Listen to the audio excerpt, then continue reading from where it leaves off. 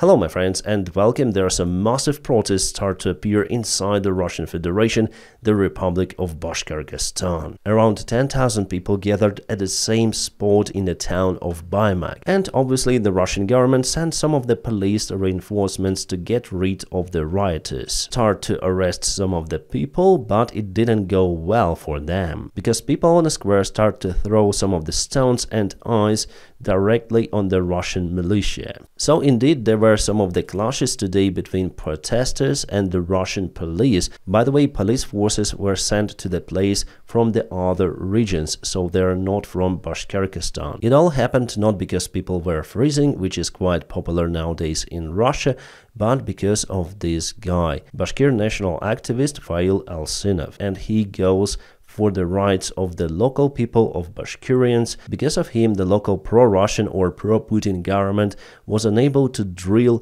a saint mountain located not far away from the city where he lives, so he was able to organize protests before, so people blocked the building construction in the mountain. Officials of the republic told that they found some of the important resources underneath the mountain, like gold or something like that. So mainly Fail Alsinov is the local ecological activist from the good point of view of this meaning. He is really a big pain in the ass for the local authorities. So big that even so-called president of Bashkirstan, Davydov, who supports Putin, personally wants to put the activist into the prison. My friends, before we continue with this interesting topic, let me tell you about the partner and also the sponsor of my channel. It is the Atlas VPN. They still have the super deal that is available just for my followers, where you may get the Atlas VPN Premium just for $149 per month, plus you will have 12 months extra. This is the unique opportunity to obtain the best VPN service available on the market, and with this huge discount, it is must have. So I tried many VPNs, but for Atlas VPN, I trust the most. Also, Atlas VPN grants me the full access to any kind of series on the Netflix streaming platform. So I don't care about the government restrictions any longer. And sometimes I check the enemy side, social media, and for that I also use the Atlas VPN. You can basically change your virtual location to any point in the world. And Atlas VPN is so fast that you will never feel the difference whether it's on or off. And now my friends, please check out my personal link in the video description just below, or scan the QR code available on the screen, where you may get the Atlas VPN Premium with a huge discount for just $149 per month, plus you'll obtain 12 months extra. Super deal which is valid just for my followers. So what are you waiting for? Hurry up to join the club. So what the local authorities did, they called this guy a Nazi and extremist because he supported the local Bashkirian language. Fail Alsinov obviously speaks it, as the most citizens of Bashkirstan, and Russia just tries to find a reason to put him into the jail. But locals didn't agree with those accusations. That is why they self-organized this massive meeting. Bashkirstan is actually a very beautiful place with a great nature and with its own history. One of their great historian figures is Salamat Yuliyev, who was actually fighting against the Russian imperial regime. By that time, Catherine the Great was in charge of the Russian Empire, and Salamat Yuliyev was in opposition, so he was a rebel. Finally, he was betrayed and arrested with his family. Well, it's a long story and not really related to our main general topic.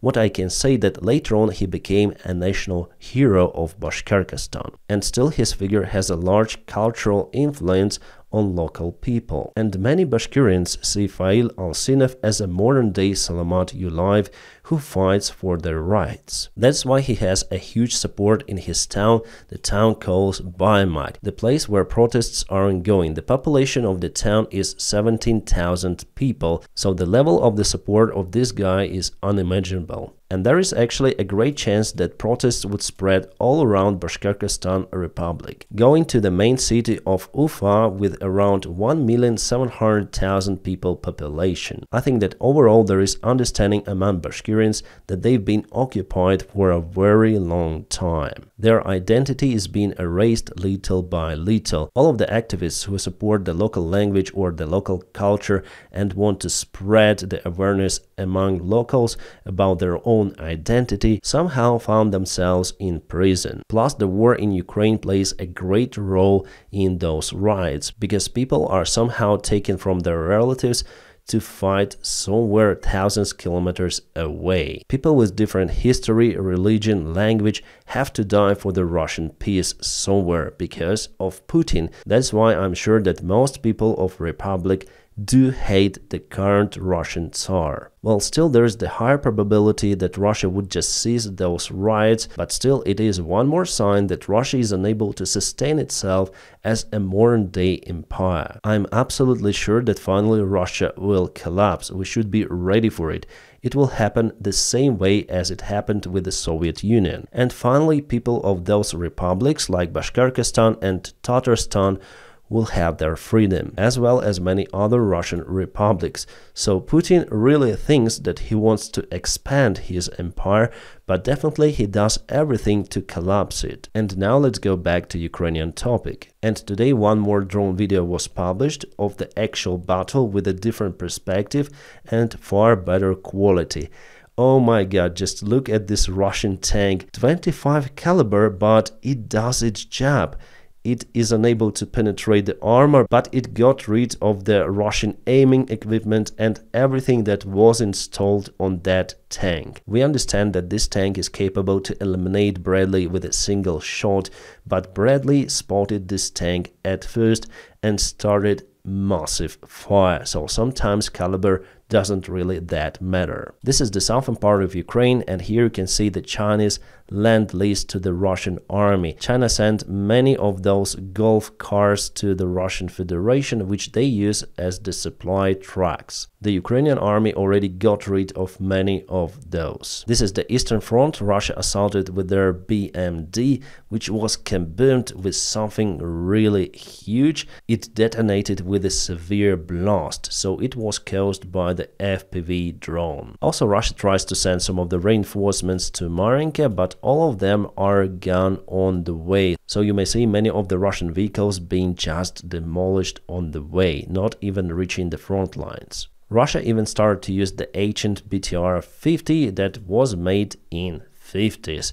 This is the look of this BTR. It has absolutely no armor protection against the modern-day weaponry. And again, we see many of the anti-drone tools which Russia tries to put on their tanks, thinking that they are protecting them, but somehow our drones still perform a great job. It means that this anti-drone warfare is simply useless. Something happened to the Russian helicopters today. They lost 2 of the Mi-8 helicopters, not because of Ukraine, but because of their own reckless flying, I guess. We see this beautiful picture on one of the Russian roads. Also, one more helicopter crashed today. Some say that it's the Russian helicopter and some say that it's the Kyrgyz helicopter which crashed in Kyrgyzstan. And the painting, I would say, is not Russian, as well as this camouflage on the guy. So indeed it is a Kyrgyz helicopter, unfortunately. If we speak about the vehicle losses for the last 3 days, Russia lost 102 vehicles,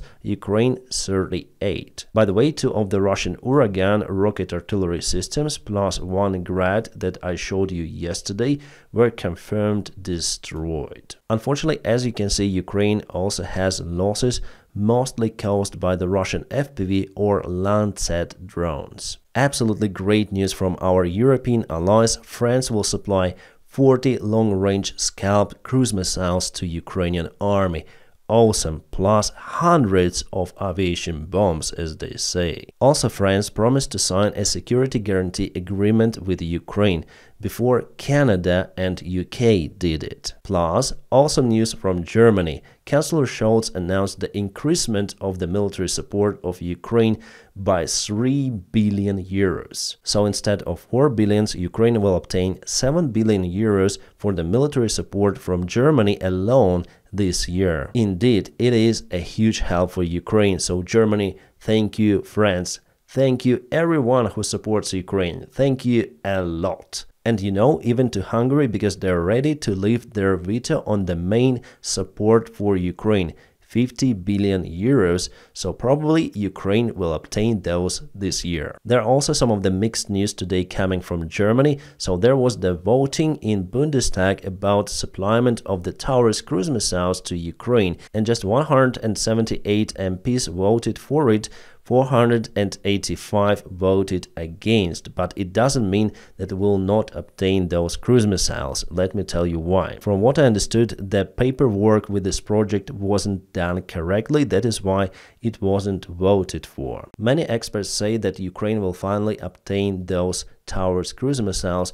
The main issue that it has longer range compared to Storm Shadow or Scalp cruise missiles, and you cannot change it. Germany already tried to program this missile into a different way, but it didn't work. The range of it is more than 540 kilometers, which potentially makes it the longest range weaponry we have in our army. German officials were hesitating to mess with that because they are sure that Ukraine would use those missiles to target the Russian infrastructure on the Russian territory, and I think it's the proper thing to do. But finally, I'm sure that Germans will come out with a proper decision and we're gonna obtain those missiles. Meanwhile, Ukraine is testing some of the jet drones. This one looks quite effective, at least I think it will be. From what I see, it's the kamikaze drone with this kind of the engine, which usually installed on the RC models. I wonder about the range of this drone. With the jet engine, it shouldn't be very long. I know that probably you can't read Russian, but I'll translate it for you. This is the review of one of the Russian soldiers who was fighting near to Krinky. So he writes to his friend or comrade, "Brother, we are fucked." I'm about the situation in Krinky. Our joint brigade together with Marines were thrown for assault mission. We were spotted all the time from above and enemy hit our infantry forces. It's a total fuck up. Why should we go like that? Directly to the zero positions like a mate. Some part of the text is missing, but as I understood, he came to fight from the hospital, from rehabilitation directly to the assault attack. I'm not against get rid of Ukrainians, they should be thrown to the river, but it shouldn't work like that. Without the fire support, we are like a meat that is thrown to fight without any use. Here he says that those attacks are just for the reports of their commanders, that's it. What can I say? Definitely Ukraine should keep that bridgehead in Krinky. It is very effective. Even though Russia shells the place very intense, but still Ukraine keeps the positions in Krinky. My friends, don't forget to press your huge like to this video. By doing so, you help me a lot. And also please don't forget to check out the link in the video description just below, where you might find the Atlas VPN Premium with a huge super discount that was made especially for my followers. My friends, I wish you all a peaceful sky wherever you are and have a great time.